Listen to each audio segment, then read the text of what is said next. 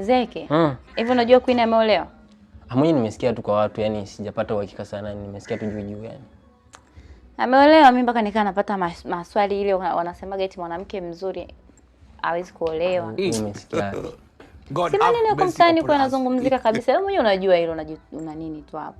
Sema unajua ni kweli kwa sababu wanasemaga mwanamke akishakuwa mzuri kwanza analinga, anajisikia, anajiona yeye ndo yeye, yani kwanza uko unalinga tu, yani sio rahisi upate mtu akukonda. Ndio maana mimi mwenyewe yani kawa mwanamke ambaye nani. Yani unamaanisha nini? Yani wewe umesema sio ya asiu mwanamke mzuri sio haiwezi akana nini. Yani kwa hiyo unamaanisha nini kwamba mimi mwenyewe wewe mwenyewe nini? Kumekucha. Yani mimi si nilikuwa naongelea sio ni Queen amenani. Kwa mimi sio mzuri. Wewe si unaona wewe ni mzuri, una shape, una tabia nzuri. Nasemea sura.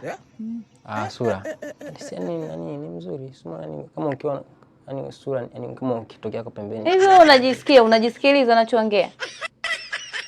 Sasa kama ni mzuri jamaa. Au siamini, afu unajua mimi nasinja yake na mambo nani basi hata ukapike kidogo. Mimi tena.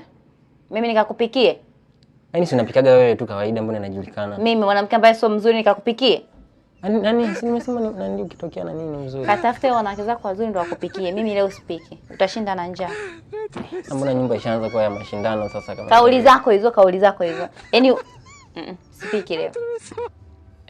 Au wanawake zako nao wasemea wazuri hao ndio atakuja kukupikia. Mimi mashindano yani siwezagi mashindano yani.